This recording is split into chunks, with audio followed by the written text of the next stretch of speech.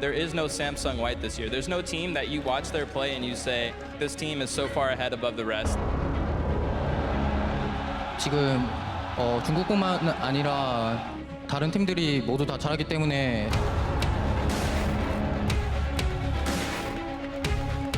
지금 여기서는 유럽 팀들도 쟁쟁하고 says I can do it better, and Origin beat LGD. In Origin, the trend continues. These guys are legit, man. What a start to Worlds from Origin. Flash Fools beating Coup. Coup Tigers, too far behind, can't do anything. What is up with the upsets? 북미도 쟁쟁하고 On C9, completes the ace, and they complete the 2-0 already at Worlds. World domination, how's that going? Or 2-0. Guys, it's bonkers over here in Paris. AHQ takes down Fnatic. AHQ bounce back and make this group really interesting. Anything can happen.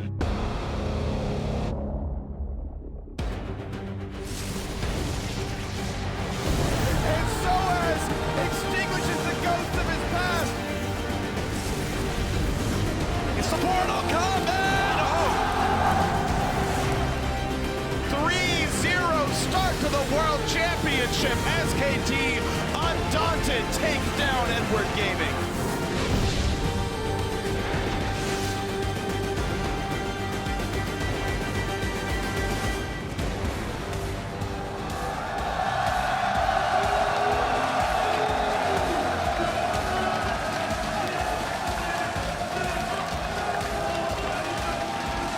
Bonjour et bienvenue to the conclusion of Week 1 of the 2015 League of Legends World Championships. You're getting a glimpse inside Le Doc Pullman in Paris, France, where the crowd is very pumped up for our final day of Week 1. Fans are streaming in, getting to their seats for another day of action. Of course, KT dialing in before they fight OG for the #1 spot in their group, and AHQ looking to keep the momentum up after yesterday's comeback win over Fnatic. Hello everyone, I'm James Dash Patterson here, continuing our coverage of Worlds 2015 alongside Jacob Yamato Cannon Mebdi, Christopher Monte Cristo Michaels, and of course the jungler for the NALCS NCAA is what I was about to say. NALCS jungler. Oh my goodness, Alberto Crumbs Rengifo. Welcome back to day 4 of the group stage, gentlemen. Thank you very much. It's great. All right, well, to start the day off, let's take a look at the standings. CLG is still on top of Group A after their day off yesterday. We'll see what they can do with some rest later on. Cloud9 is alone on top of Group B, while Fnatic and AHQ are tied for the #2 spot. SKT led Group C after beating Edward Gaming yesterday. And in Group D, KT, Rolster, and Europe's Origin are tied, at least until our second game of the day. And I don't know about you, gentlemen, but my pick'em is in shambles. My pick'em is a giant dumpster inferno right now. That's don't the know. best metaphor I can give for you. Can we decipher what has happened? You know, Group C has gone relatively as expected with SKT and EDG at the top. But as soon as we move on to Group B, that's where things get all kinds of crazy. We had C9 at the top of it right now with a win over IG. We start with that. We'll start with that game. I mean, you know what IG reminds me of? It's one of those cars that you see on the street that just got out of an accident, but instead of replacing one of their tires with a real tire, they put one of those Vespa motorcycle tires on it. And it's just trucking along, and that tire is kidding kitties. I mean, these guys got to get it together because they're holding everyone back. You need to create a strategy around your strength and not on your weakness. I have to say as well, like, IG, as well as the other Chinese teams, it's quite obvious that they've only scrimmed each other because there's obvious, like, pick and ban flaws. They've been blind picking Echo, blind picking Hecker, and blind picking Malphite, which is strange to me. And then real quick, the AHQ with that comeback win over Fnatic. A lot of people weren't expecting that, thinking Fnatic would be the #1 seed out of the group. Now they're fighting for the #2 spot. Well, the first game by HQ, I don't think was a particularly good indicator. We expected them to be stronger. They came in, showed a lot of weakness with that Rengar jungle and those wacky picks, but they pulled it together and showed that they could be the team we expect them to be. Now, the big question, of course, is LGD. Can they pull it together and show us why they're China's #1 seed? Because we know they're better than this. We can talk about IG. I hate to tell you, Crumbs, Kid and Kitties have never been good, so I don't really have a lot of hope there. But we know that LGD can be a much better team. So you're claiming they were never a new car. If we move on to Group D, Origin is joining KT on the top, while LGD and TSM are still looking for their first win. We'll start off with the OG TSM game, NA versus EU. I think Origin versus KT is really probably the best game of the day. Both of these teams have been spectacular. Their drafts have been very intelligent, and their play, all 10 players have really stepped up to the plate, and it's just exciting to watch these guys. There's no one player that you could say, yeah, you know what, that guy's kind of not as good as the rest of his team. They're all playing in unison, and that's why they're both 2-0. Yeah, and to your point, Monty, yesterday, TSM looking lost around the Rift with as simple as an Anivia pick coming through, not understanding how to play around it. TSM is just a very transparent team in the draft. I think that's their biggest problem, is that Origin did a lot of research. Crumbs was just talking about their great pick and ban phase. They bait out this Darius pick, then they play a kite composition. TSM is known as a team that really statistically does not very much before 20 minutes, so it was easy for the Anivia to scale. And then when it came to fighting around those dragons, there was basically compositionally very few ways that TSM could realistically win those team fights with the champions they selected. And I don't know how deep TSM's champion pools run. If I had to guess, not very deep, and they're probably not going to do very well in this group. Yamato, let's move on to the second matchup from yesterday, KT versus LGD. LGD falling another game behind KT with another very solid game here, showing why they deserve to be at the top of this group. I feel once again, draft mistakes. I feel like KT completely outdrafted LGD. The blind pick Hecarim, the Varus, I think it got completely countered by the Malphite, and Malphite is in a good matchup against the Hecarim. He can completely just stack armor. It was just a really good draft from KT. Well, one thing we know for sure, either TSM or LGD will pick up a win before the week is up, because they have to play in the first game of the day. Then, of course, KT goes up against Origin for dominance in Group D, and later on, it's another NA versus EU showdown between Cloud9 and Fnatic. And, of course, as today's action unfolds, we want to hear what you think. Tweet at LOL Esports and tell us what has surprised you the most in the world's group stage so far and why. And, gentlemen, I'm going to turn to you for this one, because there's been quite a few surprises. Like, I could begin. Like, the biggest surprise to me is Cloud9. Like, the fact that they've continued the growth they've had throughout the previous split has impressed me a lot, and they've, like, continued to improve. Like, I don't think the Cloud9 we've seen at Worlds is not the same one we've seen at Gauntlet. Monty, how about you? It's hard to say. There's so many surprises, right? I have to go with LGD. This is a team that finished so strongly. Sure, we had seen them be a little hit or miss during the regular season, but I thought after their playoff performance that they had really geared up and were going to be coming in strong. But even that really MVP of the playoffs performance by Imp hasn't translated over. He did well in his first game, okay in his second game, but beyond that, it's been incredibly underwhelming. So we need to see more from LGD. Crumbs, finish us off. To me, the biggest surprise is the preparation that these teams are coming from, because they have such intelligent drafts catered to specific teams, so they know a lot of how the group is going to play out. And the biggest example is KT and Origin. That group, these two guys are coming in so prepared with their drafts, knowing what the other guys play and building around that, building compositions that counter what they're going to do and playing against it with crazy baits, and really having very patient games in which they wait for your opponent to outplay themselves. Take one mistake, game's over. That's perfect league, to be honest, just waiting for that time. Well, those are some of the surprises we've seen. Be sure to tweet your responses to @LOL Esports, and be sure to include the hashtag Worlds so we can talk over a few of your answers on the desk later today. And before we send it over to our casters to get the games underway, I got to put you guys on the spot. Game one here to close out the week, TSM versus LGD. Who are you guys going with? I have to say LGD. Like, I think the mismatch in the jungle, like, TBQ has been a big issue for LGD, and I feel like Santorin hasn't really shown up in a long time, and I feel that's where it's going to, like, show. Yeah, I have to agree. I'm taking LGD here. The spot that can be struck at by TSM will not be struck at, and that's TBQ. And then pound for pound, they just hit harder in the lanes. And Bjergsen, I don't think, is going to have such an easy time in this game. And finally, Crumbs? You know, this game, there's a lot on the line because the other two counterparts to the team, to the group, are both 2-0. So a loss here and going 0-3 is almost certainly guaranteeing one of these teams to not make it out of groups. So I think both of these teams have to revert back to a very safe style. So it's probably going to be a slow game. But in the end, I'm siding with LGD because I feel like TSM is trying to be the cool kids and play the draft that everybody else is doing that doesn't fit their style. They can't play these comps. The entire LCS season, they won playing super slow late game composition that scale just horrendously, very well. I mean, terrifically into the late game. Exact opposite, in fact. Scale terrifically into the late game, like AP Cog and stuff like that. And sure, maybe it won't work here, but you've got nothing to lose practically. Play back to that style. They're not doing it. Just stop trying to copy what others are doing and really just go with your strength. LGD for me. Both teams looking for a win. We'll see who comes away with it. Well, without further ado, let's step inside Ladakh Pullman for Game 1 after Godv shares his impressions of TSM's Great Dane in the mid lane. 因为我看他的比赛比较少，但以我对他的印象来说的话，他是一个对线能力很强的人，然后队伍也很愿意就是依赖他，然后依靠他来 carry， 就是他给你的压力感一定会很强，但是这样子队伍不一定能赢。 And Bjergsen's going to need to carry real hard to help TSM for the rest of the group stage.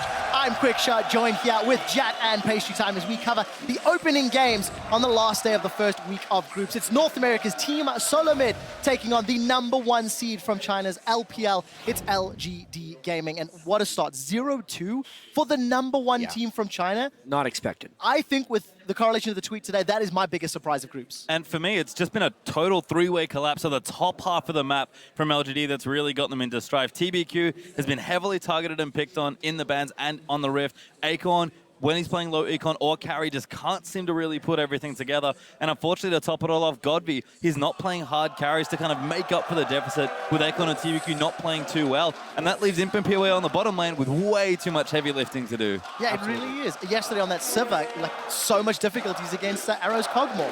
Team Solo Mid, they're once again tripping on the international stage. Jet, it's like MSI all over again. Yeah, except this time it's not a surprise that they're losing any of their games for many because it was expected coming in and they've been floundering.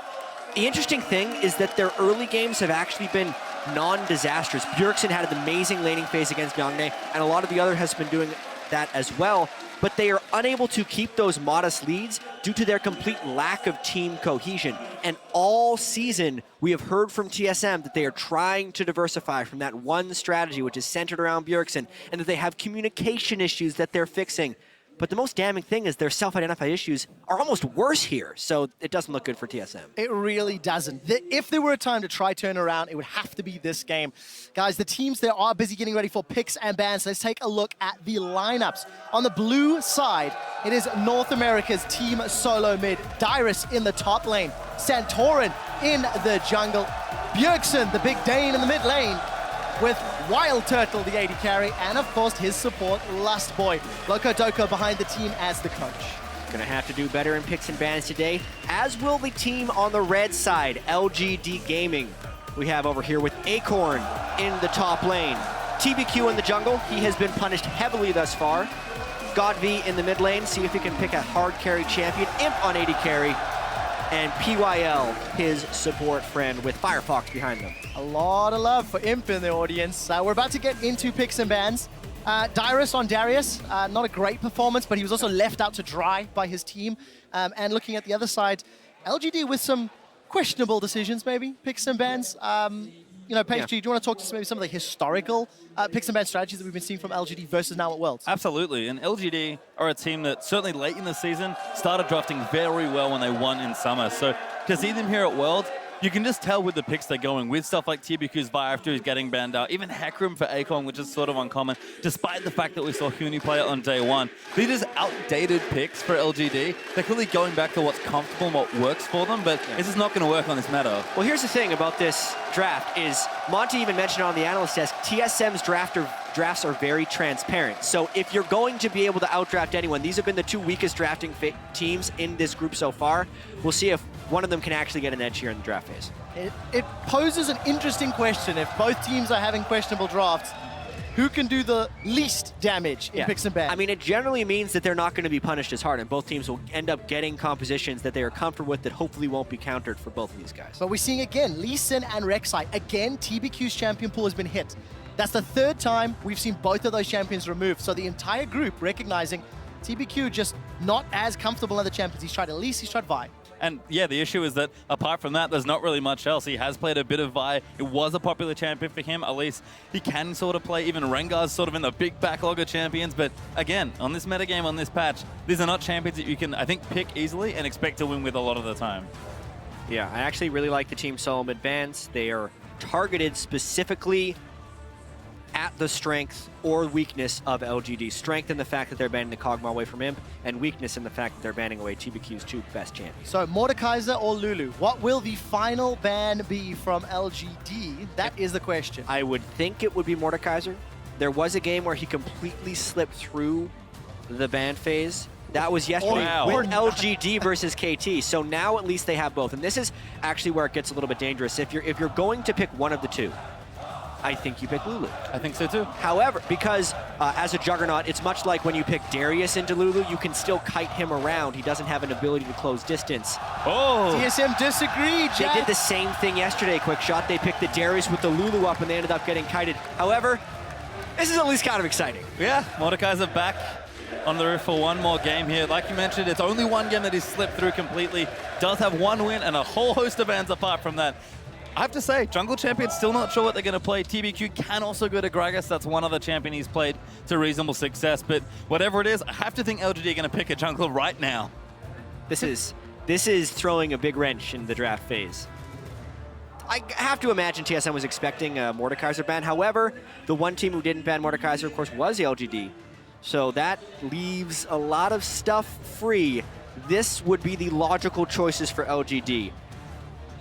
80 carries in particular, I actually think are even stronger against Juggernauts in particular because they are the ones that will be kiting them. And because of the Lulu, the Kalista generally can't be bursted as hard by Mord in teamfights. And I think that's some really strong counter picks up against the early Mordekaiser. Yeah, and just regionally, Imp's Kalista is probably the best in the LPL. Certainly one of the best here at Worlds. He got that champion banned against him so many times in the LPL, even though Kalista's sort of fallen out of favor. So a smart pick here from LGD. So Gragas locked in, another jungle champion denied from TBQ.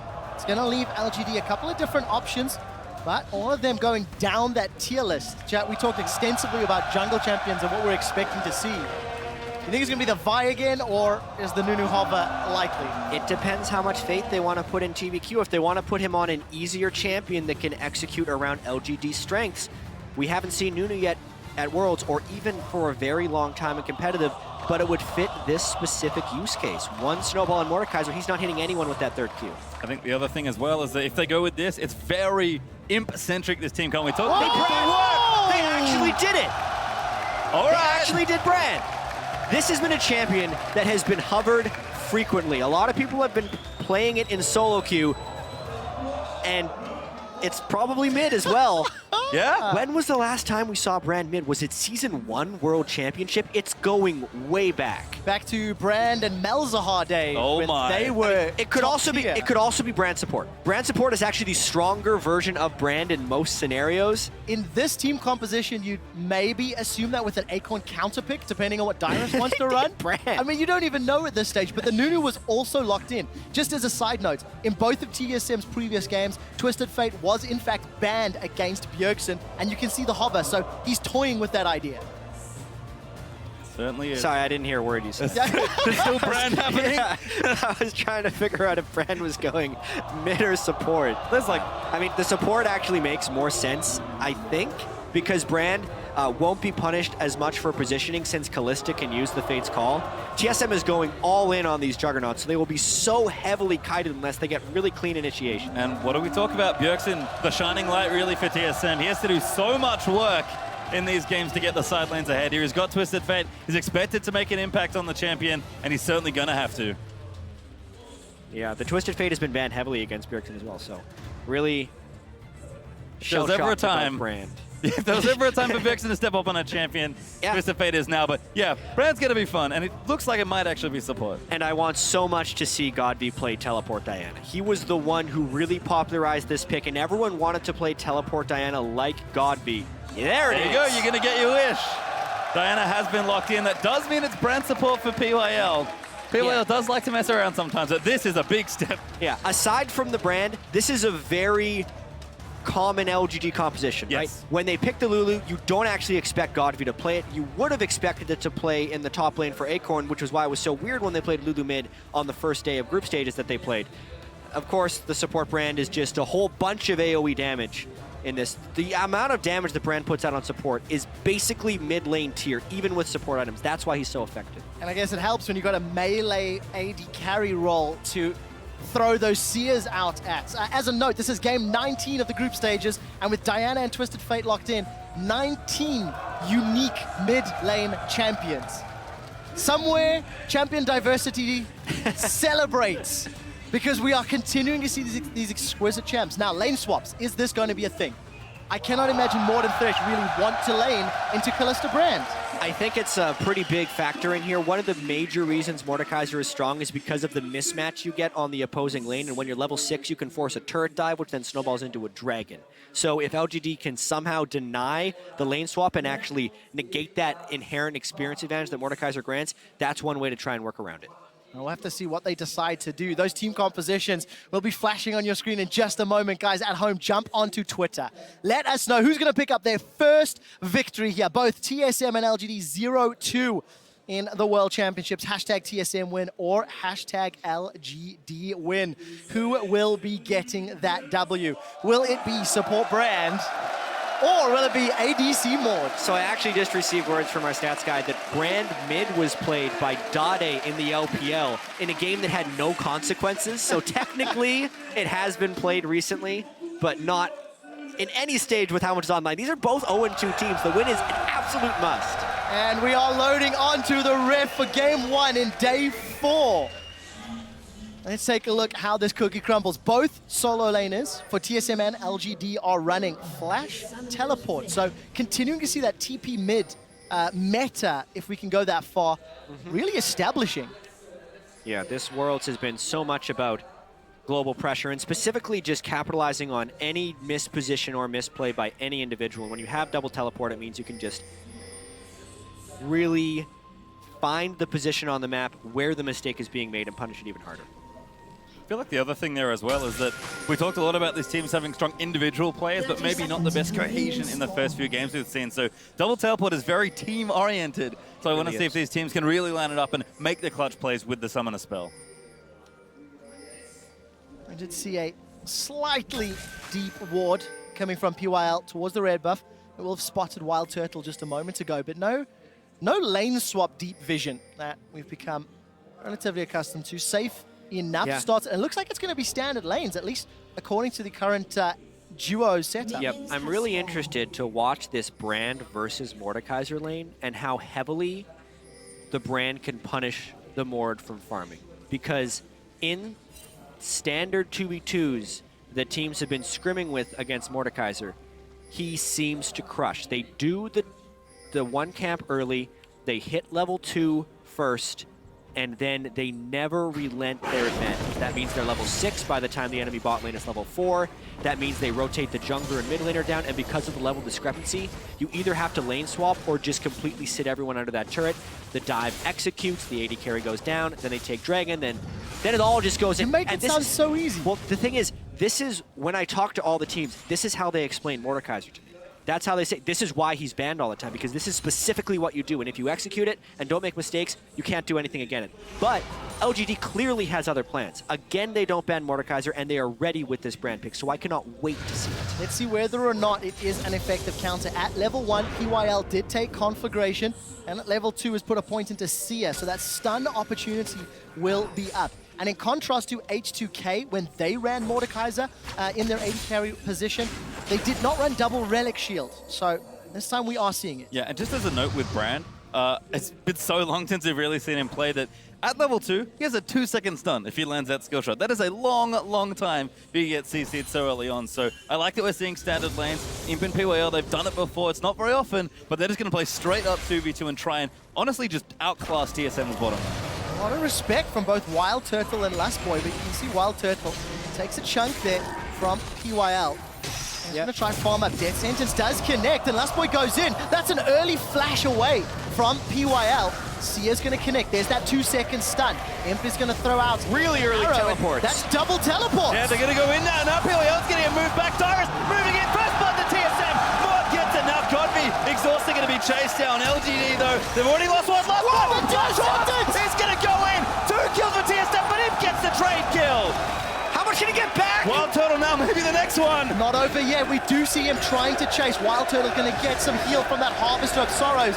2-1 in the first fight. As far as needing an advantage on your Mordekaiser to consistently shove the lane and get work done, that's about the best possible thing that could have happened for TSM. Lustboy lands a hook, PYL flashes. I think, honestly, he didn't need to use that flash early because Mordekaiser had not yet skilled Q and he just used his cooldowns on the minion wave. So PYL actually wasn't under threat, but because the flash was used, it prompted the teleport because then they knew he had no escape and they knew they could punish the play. So a misplay by PYL is punished properly by TSM. And a second time, we're seeing those duo lanes being punished. Yesterday, Imp and PYL got ran around in circles. No. Santoron's caught! Could be trouble there. Stun's landing. TBQ's going to keep slapping away. Santoron, he'll flash body slam away, but they will trade. LGD going to get a kill back. That's the 2-second stun that Brand brings so early on into the game. They invaded the jungle after the long and drawn-out fight, and it was just not respected by Santoron because the bottom lane was shoved as well. That's one of those team calls you have to be heady enough to realize that the bottom lane is there. PYL will have been able to respawn. It's just a really smart play by TBQ and PYL to get into that spot and then specifically wait until Santoron went to face check. So we'll see what TBQ can do with the additional gold. Got the makings of an early sight stone. I'll not be too surprised to see that completed. Imp with his kill. Picked up that recurve bow.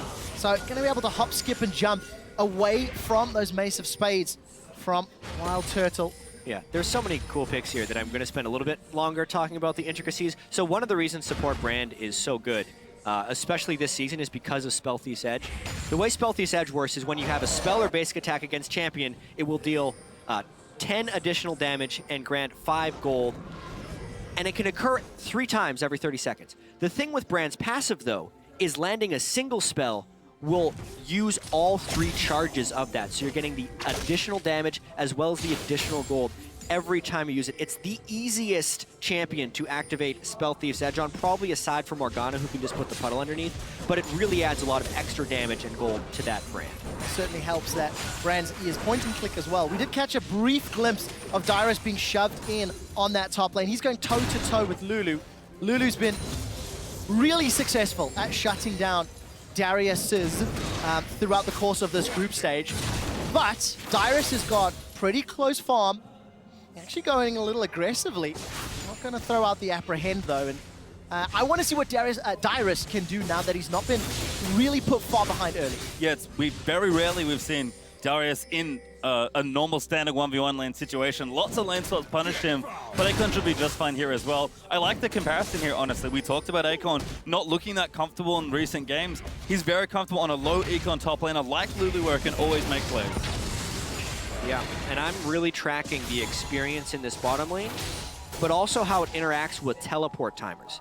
Specifically the Mordekaiser, who wants to be able to pressure the dive once he hits level 6 because he has a level advantage, may not be able to since Dyrus in the top lane doesn't have teleport and Acorn does. If that equalizes, then the level 6 jump that the Mordekaiser gets because he gets full experience in share situations is actually kind of negated.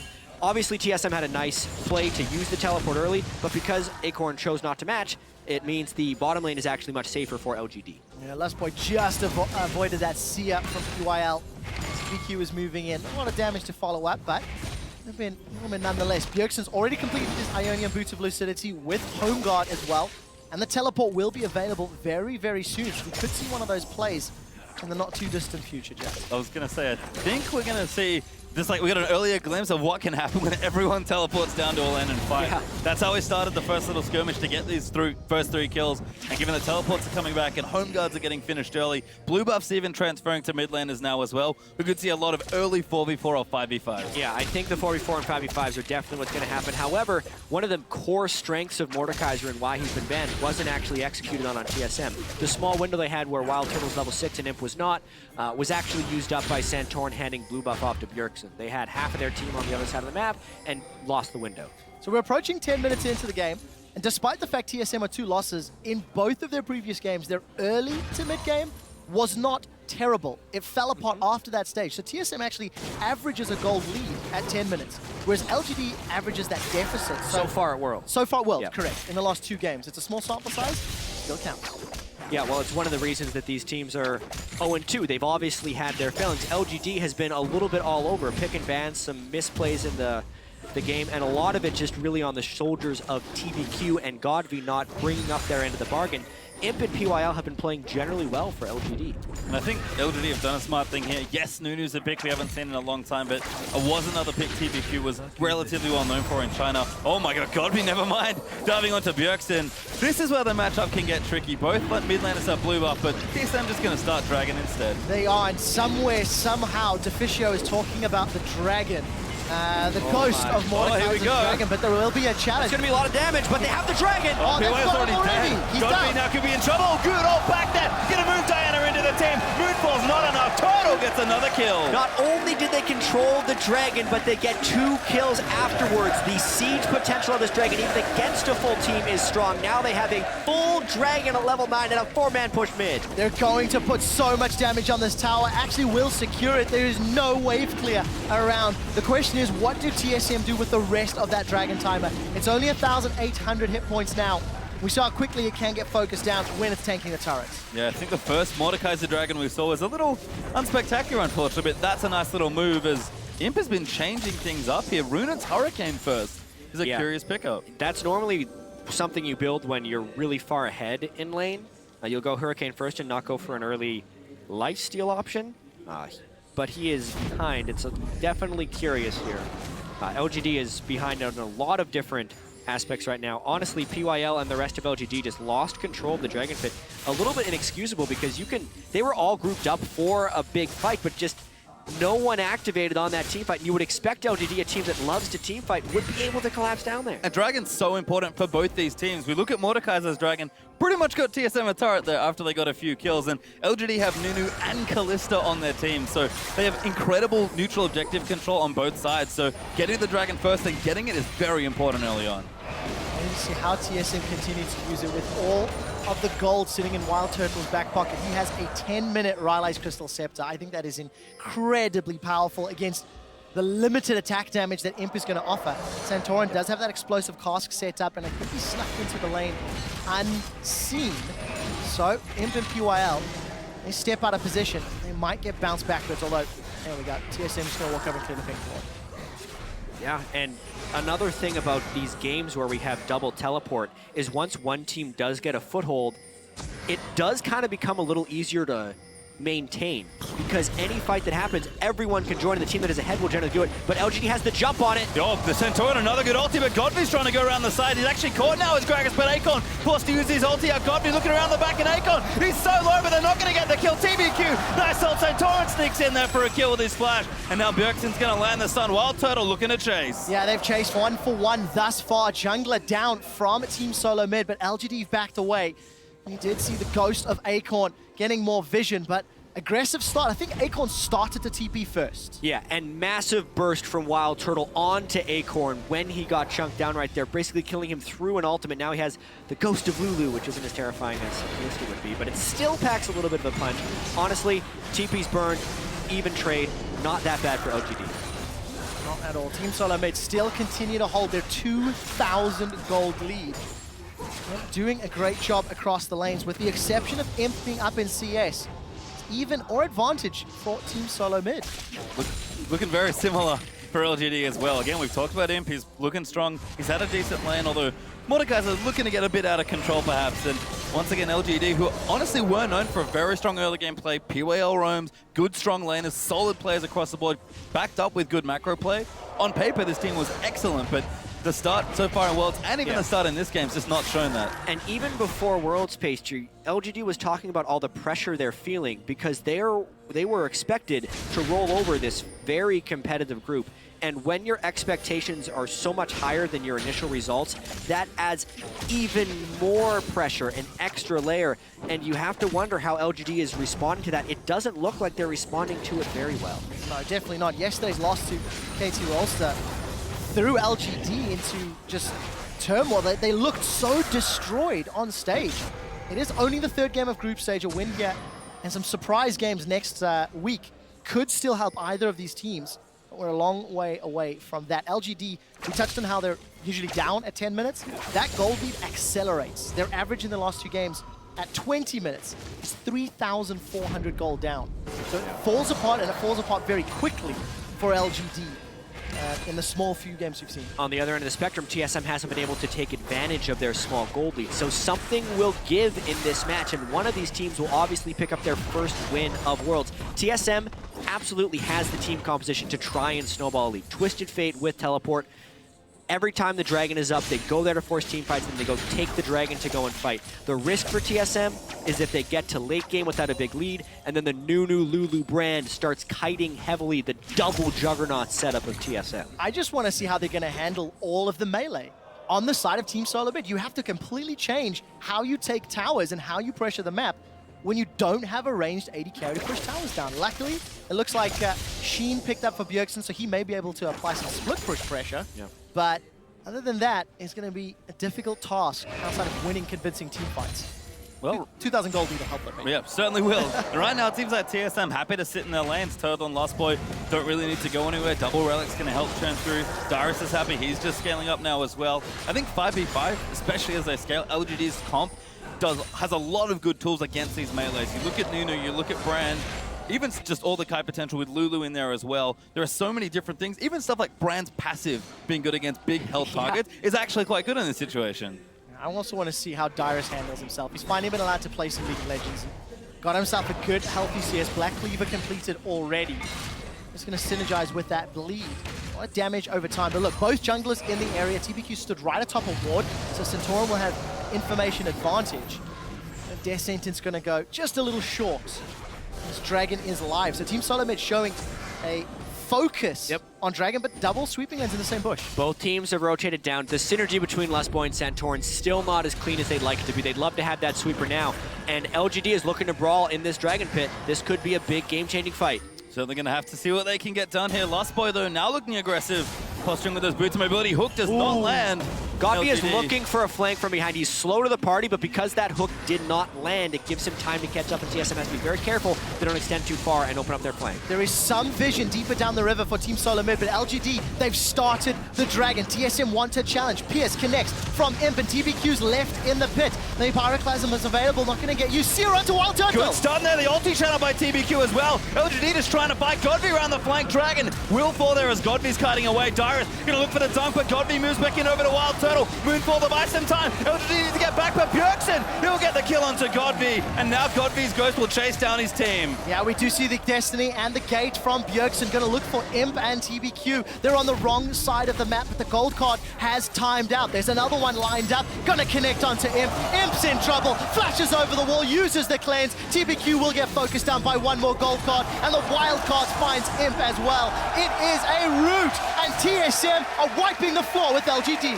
LGD went all in on the team fight from behind. They actually start the Dragon, and while they could secure that, they lose the fight terribly. Yeah, Akon's just going to get domed now. Bjergsen here, looking for the lock-on, gets the stun. Hook will land, Akon gets alley-ooped, and Dyrus gets the dunk.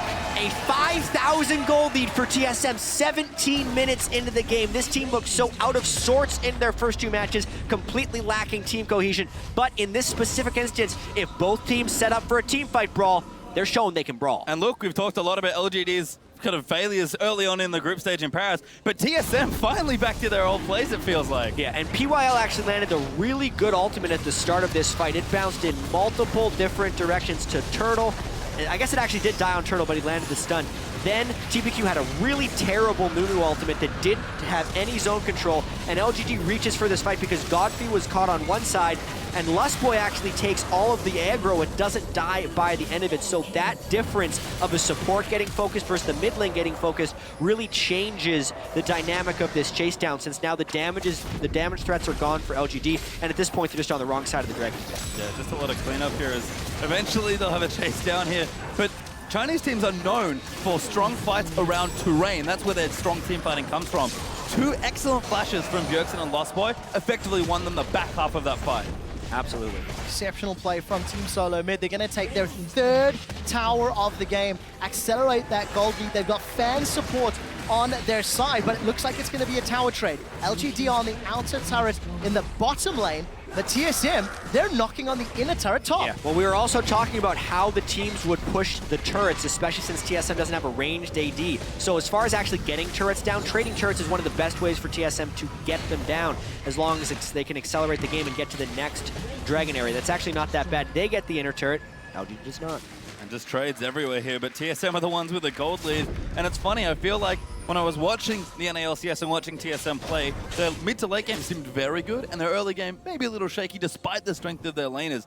This game, after what we've seen already from them in Paris, has been a huge change for them. This is a massive lead. Yeah, what a disappointment from LGD. You look at those goal differences between the players, overall team goal. I mean, Wildturtle and Lustboy, they're just setting up to bonk someone on the head with that giant mace of spades. Specifically from Godvi, like, what is happening with this guy? It's not like he was some bad mid laner in the LPL that was just for some reason overhyped. This guy was legitimately dominating people for the entirety of the year and earned the hype coming into this event, but he has just been completely underperforming. PYL will get pulled out there. Imp's gonna throw himself out as Imp's trying to secure his own red. I don't even think he can do that at this point. TSM gonna take over the top left of the map. Yeah, they will, but look at the bottom half of the map. Godv has found Dyrus. Wow. And that's just Dyrus out of position, really. Yeah. No vision and no support from his team. LG doesn't even have to burn a single teleport for that. Slick play there by Godvi. He's going to split push mode now that he has Nashor's Tooth on Diana and will look to use his teleport to at least have some type of impact. That would be the beginning of him coming back into the game, because really, if they want to win, Godvi's got to pick up several more kills. It's going to take such a long time, though. You've got a scaling Rod of Ages on Lulu top from Acorn. You've got not even a completed Blade of the Rune King yet for Imp. So I think there still needs to be a lot more arsenal packed into the LGD punch if they want to look to win these team fights. Wildturtle's almost got an hourglass completed already. I mean, it's a terrifying position to be in, as we've crashed to 20 minutes. So here's a replay, and that's just Dyrus. Yeah, out of position. He has wards behind him, but he has no wards in front of him. And this has actually been one of the Achilles heels of why TSM hasn't capitalized on some of their early game gold leads, is because their deep warding is just inadequate for what they're trying to accomplish on the map. That honestly falls heavily to Santorin and Lustboy, but it also falls to Dyrus for respecting the vision you have achieved, and he reached farther than they had achieved vision. Especially the entire team of Team Solo Mid is pushing in the top half of the map. They're trying to set up for a death push, trying to set up with the vision control they had, and it didn't work out. PYL support brand, needlessly large rod, has been picked up. He's trying to get something back. Well, let's Homeguard see. TF. God, Bjergsen just rushing straight for it, but Akon's already away. Fizzled, that one, we could say, but he's still got Destiny available. And again, He'll be using the vision on the top half of the map to try and make a play. Maybe suboptimal, but it's keeping pressure, it's keeping LGD down. I think that's crucial. LGD are not going to be able to push past their river safely for a very, very long time. I want to see TSM get better deep wards and then try to push down that last inner turret in the middle and bottom lane. Yeah, TSM certainly have the arsenal to start fighting now. Lich Bane completed, Abyssal Scepter done, Rylo's almost as on his Black Cleaver now as well. Dyrus even going tankier to try and reinforce some of the fight potential his team has. On the other side for LGD, Acorn scaling with his rower, Nashor's is up, but Godby's still looking for a second. It's really just Imp that's got the two items. He's the big strength of this team now.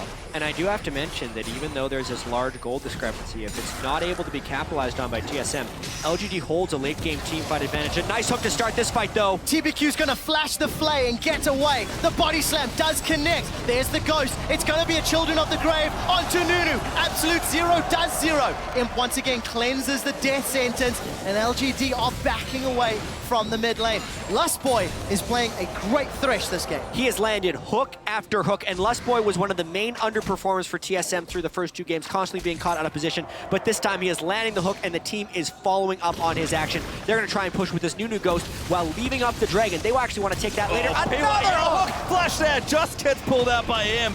But TBQ's gonna keep taking it up, betraying his own team as TSM now 5 towers to 1. Extending that gold lead. Dragon is available, but have TSM taken too much damage? We'll find out shortly. Teleport is available for Dyrus and both of them for LGD. Yeah, they burned the Gragas ultimate and the Mordekaiser ultimate as well as taking that poke from Imp. They actually, because they decided to push with the Nunu, may forfeit this Dragon. We'll see if that's a call they regret. Looks like LGD gets this one pretty uncontested. Bjergsen does have his ultimate, so if TSM want to try and fight, they can. They could teleport in, actually. Bjergsen has been healed up. Dyrus is going. They're going to try and fight this one at their 7,000 gold advantage. There's the ulti out. Lustboy looking for a hook. Finds Acorn, but the Dragon's already dead. Fight's going to break out. Santorin jumps in. Might be able to little too soon though. As Imp now going to ravage through the back. The first kill has happened. Bjergsen round the flank trying to get it. Dyrus, a double there as it's absolute chaos. The dunk goes down. TBQ dies. Yudruk from last point. A triple out for Dyrus. And TSM clean up LGD. 23 minutes and Ace a minion wave in the mid lane. What do they choose to do with this? Because they have every option open. TSM is turning this game into a rout. There is a massive minion wave in the bottom lane. It looks like Dyrus and Wild Turtle are going to push that up. The rest of TSM are pushing through the middle lane. They're knocking on multiple turrets at the same time. It's 2 dragon fights now that LGD have tried to take. They've gotten 2 dragons. Well done there. But they have lost the fight horribly every time. This time they will pay with their mid inhibitor turret as well. The inhibitor itself will stay, but for how much longer? 10,000 gold down. Let's see what Acorn and Godv can do. They're looking for TSM, who are split up. Dyrus is going to make it down to the bottom lane. Wild Turtle gets more by the Glitterlons. So does Bjergsen. Here comes Godv. He's jumping in. The Lantern pulls Wild Turtle to safety, and Team Solo Mid get out. This is not just about the play, it's the continuation of the play. This is LGD's final desperation move. They burned both teleports to try and get a kill. They didn't get a kill, so they are doubling down and going for Baron. This is so risky. All in now, LGD. Can you get it? If not, you're going to be so far behind. Bjergsen poking around. Santorin does have his smite ready. The Baron's fairly low. Imp's got so many spears in the back of the head. Santorin's been stunned. They will get it, but will they get punished for it? Santorin dives in onto TBQ. Godfrey gets knocked back, tries to make it go back in. The Wild Growth pops in. LGD fighting to the death. First goal happens. Dyrus trying to duck in the middle. Imp with a double. Godfrey cleans up the third. What a bold call by LGD. You have to have so much guts to go for that. Down 10,000 gold, and they force a Baron after a recall play. But TSM tried to stop it, and in doing so, make LGD's play even better. Obviously, TSM still has a big lead in this one, but LGD does stay in the game with that amazing call. So crucial to get all that gold and now items for further fights. There's a replay of Baron being secured and then TSM re-engaging with no ultimates, no mana. Yeah, Dyrus missed the outer ring of his Q, which is so critical for Darius because if he gets one reset there, he triggers his Noxian Might and could go on a rampage. I'm not sure if his ult was still on cooldown. It actually was. No, it's because he didn't get it in the fight. So he had his ultimate up for that fight.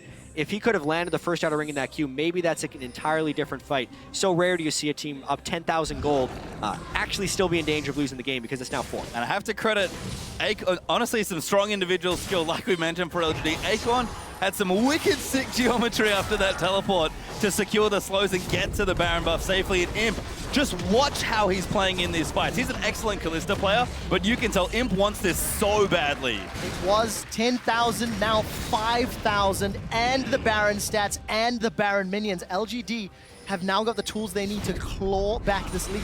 Look at the items that were picked up as well. Rylai's for PYL, Last Whisper for Imp, Hourglass, Aegis, like all of these spikes are now being hit by LGD. I think the Rylai's is the most important one because if this gives them the ability to kite the double juggernauts of TSM, it could be game-changing. Obviously, we'll see what they can do with this Baron buff. I think they're already close to having one of the biggest Baron power plays we've seen here at Worlds. They could make this gargantuan. Certainly could. And TSM trying to fight off these big Baron dot minions, but LGD have had new lease on life after I think we used the word bold. That's very fitting with that Baron play. Still got plenty of ground to make up though. And what is going on with this World Championship? All the results we heard from scrims coming into this was this team's looking weak, and then you'd get a conflicting report. Oh no, they're actually really strong. I think that's because everyone was beating everyone else, and the same is holding true within this World Championship. LGD pushing up mid, another hook. TBQ gets caught, gets apprehended, but the body slam doesn't connect. Absolute Zero will zone Team Solo Mid away, and LGD will be happy getting themselves another tower and a few crucial ultimates off of TSM's cooldown. Yeah, trying to close that gap here. LGD get an important tower, honestly. 3 towers is a much improved over what they had before, and they finally got a bit more space around the map. Dragon will be back in a minute 30 as well. And from what we've seen already, Dragon's been a big fight point. LGD are actually the ones with 2 dragons, but TSM have won the last 2 dragon fights. Yeah, every time LGD's actually gone to the Dragon Pit, it's been a disaster for them. They've been able to secure the dragons, however, and they actually might want to just do it again, despite the poor results they've had before, because they could have reached they may have reached the breaking point within their team composition. TSM's damage is starting to fall off the cliff. And Acorn now has a lot of tools, especially if they can catch Wild Turtle. Let's find out. He's looking for the lantern, but he will not find it. And PYL and Imp, they get one of the most important keys from Team Solo Mid. They're onto a tower as well. If LGD can come back from 10,000 gold down, I don't know how TSM recovers for the rest of the group. They're up 10,000 gold, sub 25 minutes, and they are now in danger of losing the game. Gap has closed a lot, only 4K up now for TSM, and that was like a full screen initiation from Kalista Brown. We didn't even touch on what they can do. Normally we see a support with Kalista, and there's a lot of synergy going on. Brand's a new one, but that was very stylish from the LGD bottom lane. Plus 5,000 Baron power play. That is an exceptional amount of gold. And we just hit 30 minutes. What this game was looking to be a whitewash, a stomp from TSM in favor of LGD, has now turned into a, honestly, probably preferential LGD game. Potentially, Mordekaiser's damage is going way downhill here. He's at AP damage, he doesn't have any magic penetration, he's itemized defensively. So TSM's ability to actually kill both Godby and Imp in these fights with shielding coming in from Lulu is not very high. So let's see LGD force this next fight with all 5 members. Godby's going to join in. Santorin, way around the back here. Going to get knocked himself away. Santorin has to get out. Acorn does ult himself as TBQ's looking for the zone and gets the first kill. That should be enough. They'll keep chasing through. Acorn's going to run in for support. Wild Turtle pops his zonies, but the damage is just massive. Imp tearing through the team. They really are LGD. They are losing 1 or 2 though. They found Wild Turtle as well as Santorin. Dyrus will survive. The bleed will give Dyrus a double kill, and I think that was a gold card to find another 3 members of LGD down. Bjergsen's not done. He's going to look for the ult. He does not commit. I think he's gone mid instead here. Does use something. No, now he is. Going to go in, gets TBQ, cuts off Acorn around the back. Dyrus is in the enemy Dyrus just hit the inhibitor. And then it's going to chase. There we go. Dyrus straight on the mid. Inhibitor in the mid lane's going to go down, and look at the minion wave up top. Bjergsen has teleported to find Acorn. LGD are aced, and TSM are destroying their base. What a crazy game this is. Every single time LGD goes to the Dragon Pit to fight, it has ended in disaster. That fight was so damn close. Everyone on LGD walked away with slivers of health, but because Bjergsen could save his ult and teleport, he cleaned up all the kills. And so much credit to Bjergsen. We've talked about his Twisted Fate, been banned before this here in Paris. And the combination of strong mechanical play and insanely good map awareness to use 2 different global cooldowns to move around the map was superb. And now this is exactly what TSM needs to do to continue closing out this game. They have super minions in the mid lane. They waited for Wild Turtle so he can mark the dragon. Now they have a 4,500 health dragon. They need to use that to go and take objectives. Because of the level on him, the dragon actually lasts an extended amount of time, so they can either go for a second inhibitor or save that dragon to take a Baron and then go for a push. They have their options open once again, thanks to that incredibly close dragon fight. Super minions starting to pour through that middle lane. That will give a lot of options to Team Solo Mid. Destiny's available for Bjergsen once more, and that banner of command that Last Boy's been using gonna add to the sieging power. We asked how you take towers. With Maud, you take a giant dragon to do it for you. That's gonna fall in the next few autos. So clever as well from Last Boy. No cannon minion, so the next best choice, weirdly enough, is actually a caster creep. Gold cards. Trouble though for TVQ, gets himself hooked up, gonna move back into the team. The wild growth burn defensively. LGD will kite themselves away, but the dragon is just fighting them. Bjergsen will zone Acorn, and LGD will collapse. 6v5, not fair, bro. Acorn's gonna get taken out by Bjergsen as Imp throws a pierce on the back line. There's the super minions from mid as another inhibitor's going to fall. Team Solo Mid got Dragon, Dragon's Ghost, and an inhib, all in one smooth play. Yeah, it's a dragon power play right there from TSM. New stat. New stat in Mordekaiser games. What is the dragon power play? Huge for TSM. They had the 10,000 goal lead 10 minutes ago. It disappeared, and now it sits at 6. But most importantly, they have managed to get the sieges. LGD, though, we know they have a never say die attitude in these games. Their desperation moves are what kept them in this game. Expect them to continue to look for fights. Well, we did see LGD moving towards the Baron Pit, but there's simply not enough safe vision. So they're going hesitantly, using those sentinels of Kalista to try provide more information. Team Solo Mid grouped a little more effectively. They'll need deep wards if they want to go for the Baron and then the safe close of the game. But more warding needs to be done. And TSM actually just going to start setting that up. And Baron is going to be very difficult for LGD to get anywhere close to. Akon's busy in the bottom lane cleaning side waves. PYL's trying to get some vision, and you can see TBQ has the lens sweeping away looking for vision, but TSM going to move up, push the waves out, and just start a very difficult choice. You either fight us, you lose your top lane, or you lose the Baron, and they're all bad choices for LGD. Yeah, it's also been remarkable how well Bjergsen has played this game. So well. Santorin has also had really good splitting ultimates to bring targets towards the Juggernauts, because that was such a struggle for TSM. Dyrus did an absurdly low amount of damage in his last Darius game to champions. It was like 1,700 or something, as low as that. This game has been much different because the setup has come from Thresh, Twisted Fate, and Gragas. And it helps when you've got TBQ sitting on the front line, eating Death Sentence after Death Sentence. It's the second game, this group stage, where TBQ's been cured tiles. They're going for it. Death Sentence not going to hit. Yeah, there's an ulti, but it knocks Akon away. Bjergsen, massive damage! Legendary! Twisted Fate's going to clean out one. Now TBQ could be in trouble as the stuns are coming out him. He's so angry, but he gets exhausted. He's trying to leap in. They won the fight. Huge AoE combo in. Got arrows in everybody now. Now let's see Dyrus. He's in trouble. He gets taken down. Godby and him still alive. 2v3. They might clean this up. Wild Turtle gets him! Wild Turtle and Bjergsen! They may have just won the game! Pushing through the mid lane with the supers! That could be enough here. There's only two left. Bjergsen does unbelievable amounts of damage. And to think coming into this World Championships, Imp, the defending world champion, could start his first week 0-3. LGD have so little time left now. That is more games lost in groups this year than Imp lost at the entire World Championship last year. TSM take down LGD. That's going to be it. LGD, another upset. And North America, one of their flagship team, picks up the most unexpected victory. Unbelievable performance. Team Solomid again show their early game is okay. They made that fantastic this game until the poor Baron call. And the game just swung.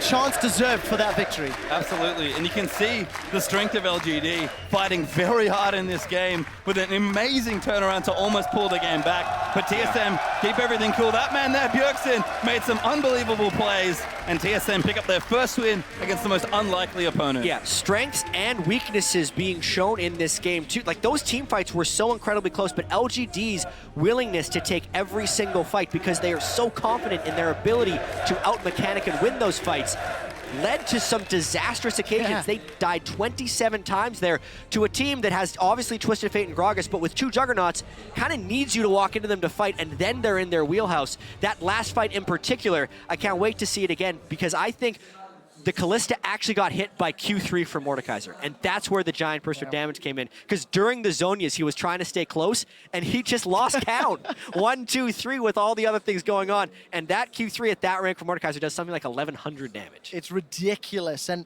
while Turtle shows up, I think Bjergsen really carried hard, involved in 24 of his team's 27 kills. He just carried ridiculously hard. Exceptional performance. Just as a note, the bloodiest game that we've had at Worlds was 41 kills between Fnatic and HQ. That was equaled by this TSM LGD game. The last two games we've had. It's Worlds is heating up. It's mind-boggling, but you have to now question the Dragon fights from LGD. They lost so much after each and every fight. Why? Yes, you can be confident in your abilities, but you need to have some restraint. I mean, Mordekaiser, man. Like, you want it, you have to contest for Mordekaiser's Dragon. We talk about it that, hey, when teams get it, it's just a very simple play pattern to get yourself ahead. LGD had a plan. Nunu, Kalista, go fight a Dragon. And they got the Dragon, but that's about it. Yeah, it got the Dragon and then all of their lives. That was the cost. You know, you talk about the Nunu in the jungle. I also think you can talk a little bit about Imp's itemization. First item, Hurricane, with a Blood Boil Nunu on your team. Had there been more damage, had it been a Blade of the Ruined King, you know, how much more damage could those fights, could he have put out during a fight? I mean, it's all ifs and whens, of course, but I'm just not sure. I mean, let's talk about Brand really quickly. Yep. Final review, what do you think? Because you were so excited, Jets. If you play it better, I think it has great uses, but PYL was almost over-relying on Imp to throw him out of the fight, and they constantly had to burn that cooldown to get him to safety, because I actually want to check the actual damage dealt to champions. I feel like Brand did a lot during that game, even with how poor he was performing. He actually did more damage than Mordekaiser, but that's a different... It wasn't enough to win, so that's it. Well, Team Solomid, they do get a win on the board. We're going to head to Shox on stage to have a chat about that victory. Thank you very much, guys. I'm joined here by Bjergsen from TSM after beating out LGD. Congratulations. What a game when it was absolutely crunch time for you guys, with some weird picks as well. Tell me first and most about the aggressiveness that you guys displayed, which is very un-TSM-like, if you allow me to say it. What spawned that? Well, when you're 0-2 in a group, and after today, we go back to practicing. So if we lose another game, people are going to feel discouraged. So it was like, right now was just all in, you know? We had to win this game if we wanted to get the confidence back, to get better in practice, to come in next week and just feel like we have a chance to come out of this group. So I feel like everyone thought this win was really important. Then we got the Mordekaiser and TF combo, which just allows you to be aggressive. It allows you to push up, look for dives, look for constant plays, and just when we see a comp like that and it's like all in, then we're gonna play aggressive, and that's what we needed to do. And you guys amassed almost a 10K gold lead in the mid game, and then that Baron happened. I can only imagine what that might have done maybe in the comms. Can you explain? We just oversaved for the mid tower, and we just got a little bit greedy. We could have slowed down the game a little bit, and we could have just playing a little bit safer, but we took the risk of pushing mid and ended up giving them the Baron. But I think we all felt pretty comfortable because we had a pretty big lead even with them having Baron. So we were just like, all right, guys, just take it slow. We made a mistake. It happens, but we're still going to win the game. And you guys did win the game. It's incredibly important. Before the game, you guys were two teams, in my opinion, on the brink of kind of breaking under the pressure of maybe the World Championship. 0-2, both of you. How did you try and use that to your advantage, knowing that they were also in that same situation? Well, it does feel good because it gives us more confidence when we're both not doing as good. We're like, all right, guys, anything can happen in any of these games. And I feel like all the teams at Worlds are actually extremely close. We see teams taking up games from pretty much any team at this point. And I think that also gives us confidence that we can take a game off of anyone right now. One game off of anyone. Any further predictions for you guys as advancement in this group? Well, I'd like to get out of group. I think the group is looking really strong, and we're going to have to step up our play a lot for next week. But hopefully we can. That's all I can say. I want to get out of groups. Well, Bjergsen wants to get out of groups, and he made a definite statement in this game to make that happen. Thank you so much. Congratulations. And guys, take it away. Thank you, Shocks. Guys, as a quick shot mentioned going into that game, 19 games, 19 unique champions picked in the mid lane. Crumbs, you said maybe these teams would play it safe going into these games. And then we have a champion select like the one we did. I'm not sure they yielded your advice there. I want to know how long the queue time was to get into this kind of match, because it was quite a particular game. And, you know the analogy or the metaphor I made for my World's Pick'em? Of a big dumpster inferno of nothingness. Yeah, I mean, that's the thing. When you look at LGD coming into this tournament, most people would have put them in the top 3 teams. On paper, top 3 teams for the entire tournament. Had number 1 seed for the pick'em. They're now sitting solidly at the bottom of this group, 0-3. I mean, it's a baffling thing that I want to try and dissect here. Let's start with Pix and Ban, though, because we saw this brand support come out, we saw the Diana come out, and that was with them on red side, leaving Mordekaiser up. So there had to have been a pretty good idea that the Mordekaiser pick was going to come through on the side of TSM. You know, this gives some hope to TSM into the way that they should be taking drafts. Pick 3 melee champions that are always going to be soaking up damage so that Bjergsen can be left untouched in the backline and can carry. The damage that he did was equal to Mordekaiser, Darius, and Thresh combined, which is insane, to be honest. Like, that's more than 3 of your other teammates. Well, I mean, and that, to take the damage into consideration, too, obviously Bjergsen had a very good performance in that game and really did carry the team. But people are going to be wondering about what's this brand about, right? Well, as it happens, if you're going to start kiting the Darius and some of these melee picks, well, if you get that Riley's on Brand, he actually does a lot of damage. Brand did more damage than either Mordekaiser or Darius in this game. Brand, support Brand. I have to add, like, on a more serious note, it's like, I feel the trade-off, Mordekaiser into Lulu Kalista, is a really good trade-off in favor of LGD, because on paper, they have a team composition that is really good against these juggernauts, and still, like, that first dragon was just catastrophic. Does the Diana pick then somewhat contradict the idea that you want to kite these juggernauts? I think the Diana pick was fine because you're trying to play around the Twisted Fate with the teleport and you're trying to go into the bottom lane. Again, I think most of this game was a lack of coordination on LGD's part because the composition itself it's fine. It's fine. It's just that when you walk into Dragon one by one and just start feeding, that you have an issue. You know, what we expected from LGD was the boldness and coordination from the play that they had when they made that comeback Baron. TP, okay, let's do something together and try to get something out of this game. That's what we thought we'd see throughout the entire tournament, through all their games. One play in 3 games is the only hope we've seen from LGD from the expectations that we had of them so far. And that's not enough to really get them out of groups. And we know they can do it. Now, to TSM's credit, one of the best plays was the Dyrus' TP into that bottom lane, because one of the things we've been criticizing TSM about is do something, just anything before 20 minutes. Being proactive. But they were very proactive here, and that really helped out, getting that early kill. Dyrus was the faster one on the teleport.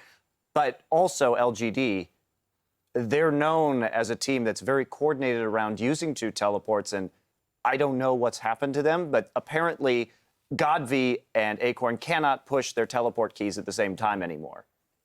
Yamato, I think it is safe to turn a critical eye on both of these teams here. Even though this was a win for TSM, it wasn't clean. We saw a 10K up. A majority of teams in this competition with that kind of gold lead would be able to cleanly close out the game. And as you mentioned, Crumbs, there was that Baron blunder where they handed 5K gold back, and it became a much closer game again. So when we look at this game, and as we look going forward, TSM, what is it about their mid-game there where they seem to be making some interesting errors? Well, there was that one mistake where they pushed up mid too far. But it's also like the way they draft, I thought it was very, very risky because, like, even though the draft was not really relevant in this game because it was this full clown fiesta in a way, the thing is, they draft very risky. The Darius into the Kalista, and then they just overstay in the mid, turned into a Baron, and I was scared that they would have just lost the game there. But then Akon got caught. Well, I disagree. I don't think the draft was necessarily risky. I think the only really big criticism about it was the Darius, and that's just something that's been built up throughout the tournament as not a very effective pick. But I think it's a great win for them because they're not playing anymore this week. It's a boost to confidence, and it's really what they needed to see how the team can operate and if they can really be aggressive in this stage, and it shows that they can. So I think it's a big step forward for them if they want to get out of groups. The difficult part being is the team that loses the next match between KT and Origin is going to have to be the team that they need to beat. All right, well, earlier we asked what has surprised you the most so far at Worlds, and Mad Piero tweeted, I was hoping to be overwhelmed by the Chinese team's superiority, and I'm not even whelmed right now. What is this? No one is whelmed. And let's take that. So the Chinese teams, people seem to be forgetting that EDG is doing just fine, right? That is true. Sure, they lost to SKT, but they made that mistake around the early Dragon Call. It's something that they can alter relatively quickly. I don't think we're going to see that same error again. And otherwise, EDG's look just fine. I still think they're a favorite to make finals. All right, one final thing. As this is the end of week 1, these teams do have a few days to regroup. And as much as it may be an uphill battle for LGD and TSM being 1-2 and 0-3, what needs to happen in this next 3 days to regroup and come back looking stronger next week? I feel like in LGD's case, I think they just need to find themselves again. I think it's too late. I think it's too late. Yeah. With the 0 Which is a fair assessment. With the 0-3, I agree it's too late. But if they want to take some kind of victories, then I feel they need to start playing to the strengths again. They need to, like, play these matchups that are where they kind of pressured the matchups. It's, for example, the Diana, I liked it. It came back. Good. The Acorn on Lulu, I want to see on something that can snowball the matchup. Gnar, something he's split push. That's what I want to see from LGD. From TSM, I think we need to just see more decisive and late-game playmaking. Sure, their early game was looking strong right there. They capitalized on LGD's errors. But then we saw people getting caught out time and time again. And that's exactly what happened to them in their match versus KT. And interestingly, with how strong Bjergsen and Darius were, they could have feasibly set up some sort of 1-3-1 split push. And constant pressure on all 3 lanes is key to using Mordekaiser. But when they get picked off, they just can't do that. So there's a lot of flaws in TSM's late game play. All right, well, they've got some time to regroup. Our next teams don't have too much, though. We need to step away as we gear up for our next fight in Group D between Korea's KT Rolster and Europe's own Origin. Don't touch that browser. We'll be right back. Yo, Darius, make some calls so I can listen. I'm TB. I'm flashing. Alright, I got it. Did you hear him flashing, or? Yeah, I heard the flash. I'm dead. There will be a challenge. It's going to be a lot of damage, but they have the Dragon. Oh, that's got him already. He's down. now could be in trouble. Good old back that. Gonna move Diana into the team. I'm on Diana. Diana. Kill him. Brand, Nunu. I'm coming in. Nunu. I'm on Kalista. I'm on Kali. You can do Ban. LGD fighting to the death. First goal happens. Dyrus trying to duck in the middle. In with a double. Godby cleans up the third. They'll keep chasing through. Acorn's going to run in for support. Wild Total pops his zonies, but the damage is just massive. Imp tearing through the team. Now let's see Dyrus. He's in trouble. He gets taken down. Godby and Imp still